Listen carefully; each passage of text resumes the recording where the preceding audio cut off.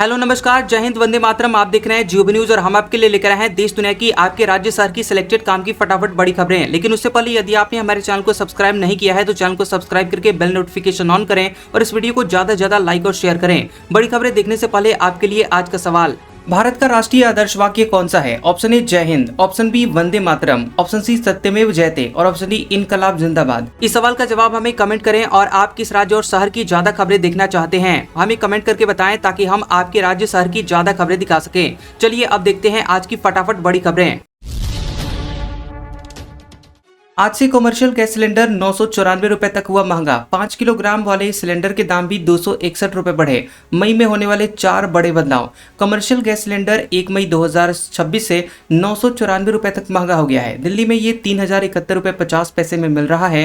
5 kilo वाले free trade LPG FTL cylinder की कीमतों में 261 रुपए का इजाफा किया गया है। इस बढ़ोतरी के बाद अब छोटू सिलेंडर की रिफिल कीमत 813 रुपए 50 पैसे हो गई है। इसके अलावा ऑनलाइन गेमिंग रूल्स 2026 प्रभावी हो गए हैं। अब चलिए देख लेते हैं मई में 4 कौन कौन से बड़े बदलाव हुए हैं। सबसे पहला बड़ा बदलाव कमर्शियल गैस सिलेंडर के दाम को लेकर हुआ है। देखिए, तेल कंपनियों ने कमर्शियल गैस सिलेंडर 994 रुपए तक महंगा कर दिया है। दिल्ली में इसकी कीमत अब 3071 रुपए 50 पैसे हो गई है, जो कि पहले 2078 रुपए 50 पैसे में मिल रहा था। वहीं कमर्शियल गैस सिलेंडर के दाम बढ़ने से रेस्टोरेंट मालिकों का खर्च बढ़ेगा। ऐसे में वे चाय, नाश्ते और थाली महंगी कर सकते हैं। शादियों की कैटरिंग भी महंगी हो सकती है। इसके अलावा 5 किलो वाला फ्री ट्रेड LPG सिलेंडर 261 रुपए महंगा हुआ है। आपको बता दें कि घरेलू LPG सिलेंडर के दामों में कोई भी बदलाव नहीं किया गया है। इसके अलावा ऑनलाइन गेमिंग को लेकर भी नए नियम लागू हुए हैं। देश में ऑनलाइन गेमिंग रूल्स 2026 प्रभावी हो गए हैं। इसके तहत online gaming authority of India OGAI बनेगी और ये संस्था ऑनलाइन गेम्स को रेगुलेट करने, उन्हें अलग अलग कैटेगरी में बांटने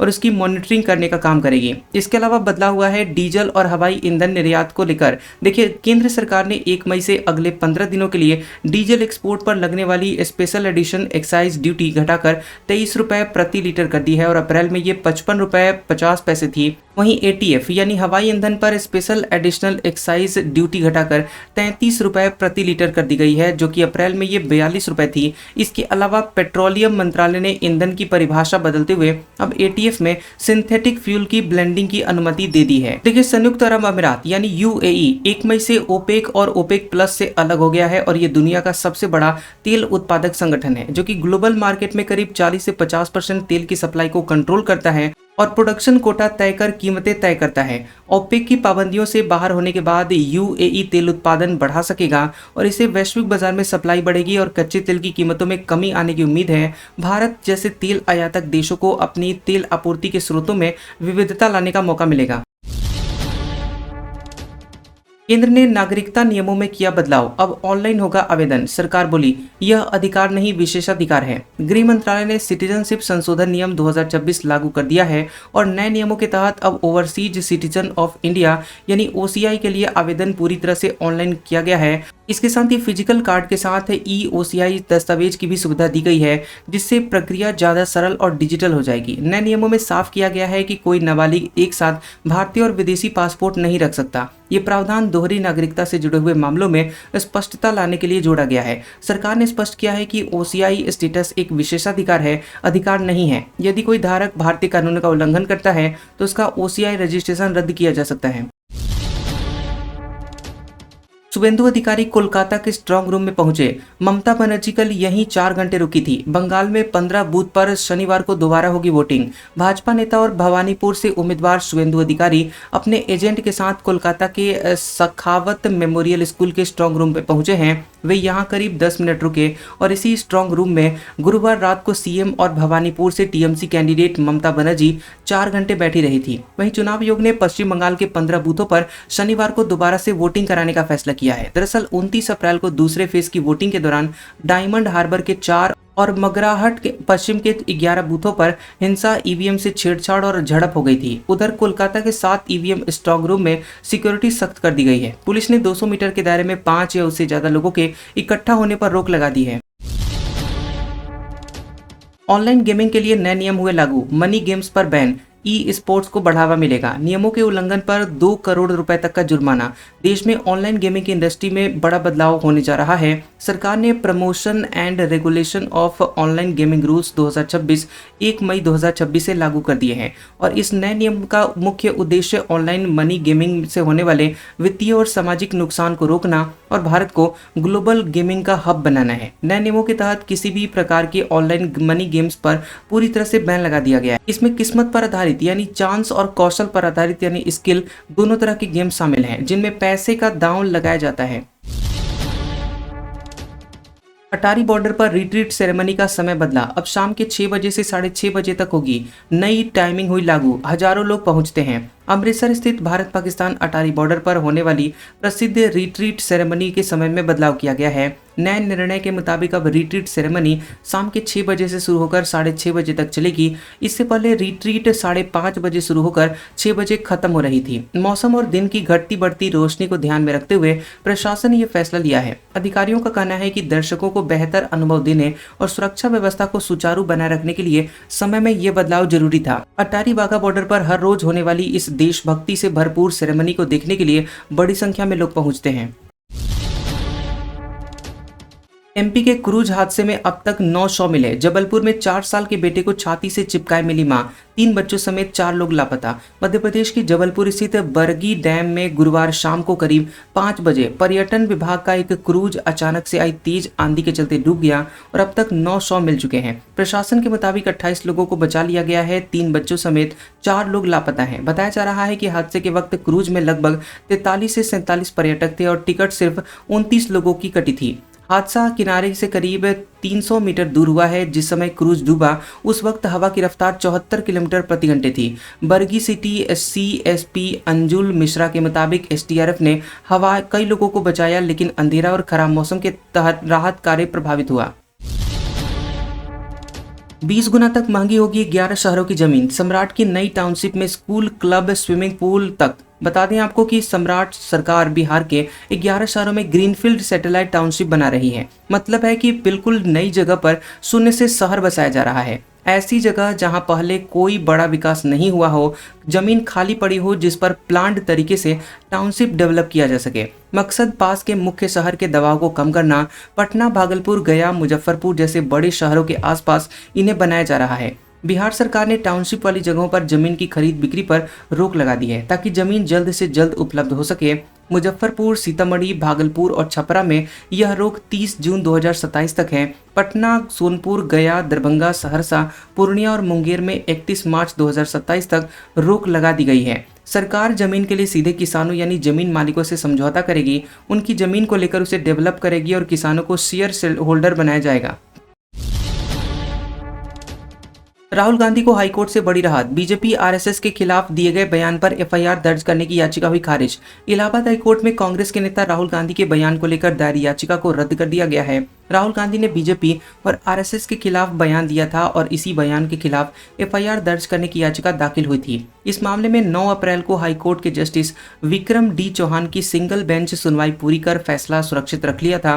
कोर्ट ने याचिका खारिज कर दी है। यह याचिका सिमरन गुप्ता ने दायर की है और इसमें संभल की चंदौसी कोर्ट के 7 नवंबर 2025 के आदेश को चुनौती दी गई है। उस आदेश में चंदौसी कोर्ट ने राहुल गांधी के खिलाफ दाखिल याचिका को कमजोर बताते हुए खारिज कर दिया था। इसके बाद याचिकाकर्ता ने इलाहाबाद हाईकोर्ट का रुख किया। योगी बोले श्रमिकों को 5 लाख का बीमा मिलेगा। मजदूर दिवस पर कहा, जो काम का दाम नहीं देगा उसका काम तमाम होगा। यूपी में 15 लाख श्रमिकों को 5 लाख रुपए तक का स्वास्थ्य बीमा मिलेगा और सीएम योगी ने लखनऊ में मजदूर दिवस पर इसका ऐलान किया है। सीएम ने कहा कि हमने बचपन में देखा है कि लोग काम कराते थे, लेकिन जब पैसे देने की बारी आती थी तो भुगतान नहीं करते थे। अब सरकार ने तय किया है कि ऐसा नहीं चलेगा। अगर काम किया है तो काम का दाम भी देना पड़ेगा। जो काम का दाम नहीं देगा उसका काम सरकार तमाम कर देगी। सीएम योगी ने कहा कि पहले कुछ लोग गरीबों का राशन हड़प लेते थे। अब प्रदेश के 16 करोड़ लोगों को मुफ्त राशन मिल रहा है। जो भी गरीबों के हक में डकैती डालता था उसकी जगह अब हवालात में है। कोरोना की त्रासदी को याद करिए। विपक्षी नेता रजाई तानकर सो गए थे, कोई सामने नहीं आ रहा था। अगर कोई सामने आया तो वह डबल इंजन की सरकार थी।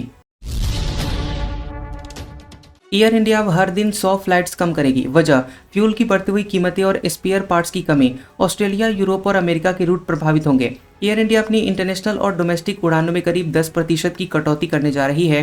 टाटा ग्रुप की ये एयरलाइन अक्टूबर के अंत में शुरू होने वाले विंटर शेड्यूल से रोजाना लगभग 100 उड़ानें बंद करेगी। वर्तमान में एयरलाइन हर दिन करीब 900 उड़ानों का संचालन करती है। बता दें कि एयरलाइन ने ये बड़ा कदम जेट फ्यूल यानी एटीएफ की बढ़ती हुई कीमतों और अपने पुराने बेड़े के लिए स्पेयर पार्ट्स की कमी के कारण उठाया है। एयर इंडिया के पास वर्तमान में लगभग 30 वाइड बॉडी विमान स्पेयर पार्ट्स और इंजन की कमी की वजह से ग्राउंडेड हैं। हालांकि एयरलाइंस ने बोइंग और एयरबस को नए विमानों के बड़े ऑर्डर दिए हैं, लेकिन उनकी डिलीवरी में अभी समय लगेगा। तब तक कंपनी उपलब्ध विमानों के साथ ही अपना शेड्यूल मैनेज करने की कोशिश कर रही है। तेल कंपनियों ने 25-26 में रोजाना 116 करोड़ रुपए का मुनाफा कमाया। इस दौरान क्रूड के दाम $71 थे। यह कोरोना दौर के बाद सबसे कम है।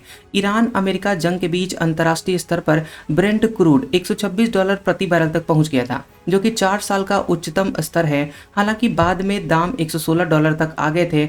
ऐसे में एजेंसियों के हवाले से बताया जा रहा है कि ईरान युद्ध की वजह से महंगे कच्चे तेल से देश की तेल कंपनियों को रोजाना 2400 करोड़ रुपए का नुकसान हो रहा है। पेट्रोल पर प्रति लीटर 14 रुपए और डीजल पर 18 रुपए का नुकसान झेलना पड़ रहा है। इससे तेल कंपनियां पेट्रोल मूल्य बढ़ाने का दबाव बना रही हैं, जबकि हकीकत ये है कि वित्तीय वर्ष 2025-26 में कच्चे तेल के औसत दाम महज $71 प्रति बैरल रहे हैं, जो कि कोविड वर्ष 2020-21 के बाद सबसे कम है। जीएसटी कलेक्शन 2.42 लाख करोड़ रुपए, ये ऑल टाइम हाई। पिछले साल अप्रैल में 2,23,000 करोड़ रुपए आए थे। इंपोर्ट से होने वाली कमाई 25.8% बढ़ी। भारत के ग्रॉस जीएसटी कलेक्शन ने अप्रैल महीने में 2.42 लाख करोड़ रुपए का नया रिकॉर्ड बनाया। सरकारी डेटा के मुताबिक पिछले वित्त वर्ष के इसी महीने के मुकाबले इसमें 8.7% की बढ़ोतरी दर्ज की गई है। इससे पहले सबसे ज्यादा कलेक्शन अप्रैल 2025 में 2.23 लाख करोड़ रुपए रहा था। आमतौर पर हर साल अप्रैल के महीने में टैक्स कलेक्शन मजबूत रहता है। इसका मुख्य कारण ये है कि मार्च में वित्त वर्ष खत्म होते समय कंपनियां अपने पूरे साल के खातों का मिलान करती हैं, जिसके चलते बकाया टैक्स का भुगतान अप्रैल में किया जाता है।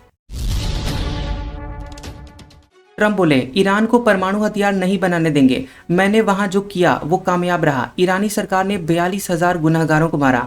अमेरिका के राष्ट्रपति डोनाल्ड ट्रंप ने एक बार फिर कहा कि ईरान को परमाणु हथियार बनाने नहीं दिया जा सकता। उन्होंने कहा कि अगर आप यानी दुनिया इससे सहमत है तो मैंने जो किया वो पूरी तरह से सफल रहा, क्योंकि हमारी सेना ने उन्हें पूरी तरह से कमजोर कर दिया है। ट्रंप ने आरोप लगाया कि ईरान की सरकार ने वहां विरोध प्रदर्शन करने वाले 42,000 बेगुनाह और निहत्थे लोगों की हत्या की है और यह एक उग्रवादी समूह है, लेकिन हमने उन्हें पूरी तरह से कमजोर कर दिया है और उनकी अर्थव्यवस्था चौपट हो चुकी है। वहीं अमेरिका पहली बार ईरान के खिलाफ हाइपरसोनिक मिसाइलों का इस्तेमाल कर सकता है। अमेरिका की सेंट्रल कमांड के कमांडर ने राष्ट्रपति ट्रंप को ईरान के खिलाफ संभावित हमला करने के विकल्पों की जानकारी दी है।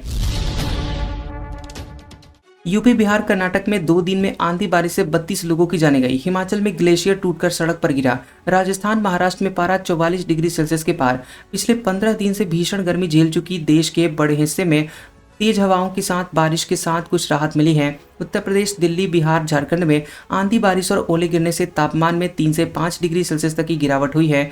यूपी में पिछले 2 दिनों के दौरान आंधी बारिश से 17 लोगों की जानें गई हैं। बिहार में भी 5 लोगों की जान गई है। कर्नाटक के बेंगलुरु में तेज बारिश और आंधी के दौरान हुई अलग अलग घटनाओं में मरने वाले लोगों की संख्या 10 हो गई है। हिमाचल प्रदेश के चंबा जिले के चुराह में पहाड़ से ग्लेशियर टूटकर अचानक सड़क पर गिर गया। इस दौरान वहां सड़क से बर्फ हटाने में जुटे हुए कर्मचारी और मजदूरों ने भागकर किसी तरह जान बचाई। हालांकि राजस्थान और महाराष्ट्र में गर्मी से कोई राहत नहीं मिली है। गुरुवार को महाराष्ट्र का चंद्रपुर देश में सबसे गर्म जगह रही थी। यहां तापमान 44.6 डिग्री सेल्सियस दर्ज किया गया। राजस्थान के बाड़मेर और जैसलमेर में 44 डिग्री सेल्सियस तापमान रिकॉर्ड किया गया। आगरा में महिलाओं ने स्मार्ट मीटर उखाड़ कर फेंके। सैकड़ों महिलाएं सिर पर मीटर लेकर बिजली ऑफिस पहुंची। बोली ये बर्दाश्त नहीं। आगरा में बिजली विभाग के स्मार्ट मीटर को लेकर विरोध प्रदर्शन किया गया।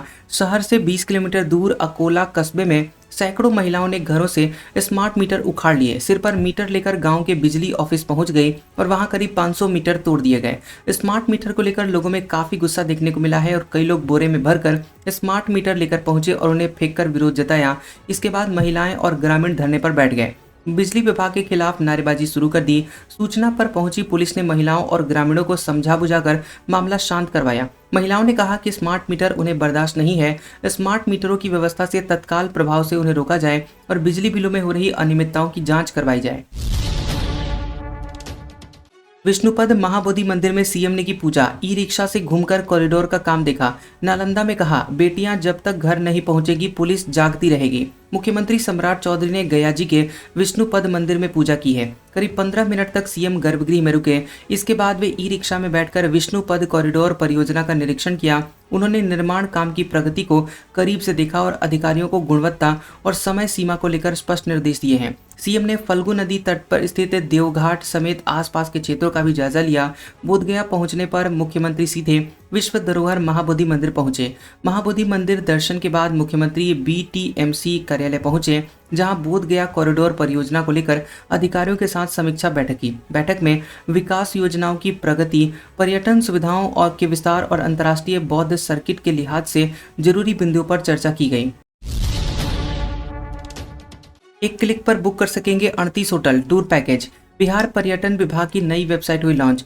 वाटर स्पोर्ट्स समेत रोपवे का आनंद ले सकेंगे। पर्यटकों को आकर्षित करने के लिए बिहार पर्यटन विभाग ने एक नई वेबसाइट लॉन्च की है। पर्यटकों को अब जानकारी और सुविधाएं दोनों एक ही प्लेटफॉर्म पर मिलेंगी। इस वेबसाइट के जरिए टूरिस्ट घर बैठे 38 होटलों और विभिन्न टूर पैकेजों की बुकिंग कर सकते हैं, जिससे यात्रा की प्लानिंग करना आसान होगा। इस वेबसाइट bstdcimis.bihar.gov.in के जरिए पर्यटन आप घर बैठे अपने पसंद के स्थलों का चयन करके वहां भ्रमण कर सकते हैं। इस वेबसाइट के जरिए होटलों से जुड़ी हुई पूरी जानकारी आपको ऑनलाइन मिलेगी। पर्यटक अपनी पसंद के मुताबिक होटल का चयन भी कर सकेंगे और इसमें सभी होटलों के नाम के साथ ही दी गई सुविधाओं के बारे में भी जिक्र किया गया है। इसमें room service, cab service, free wifi, इसमें लाउंज, हाउस कीपिंग, 24 घंटे front desk, restaurant, car parking जैसे सुविधाओं के बारे में भी पूरी जानकारी दी गई है। बुकिंग की प्रक्रिया पूरी तरह से डिजिटल होगी।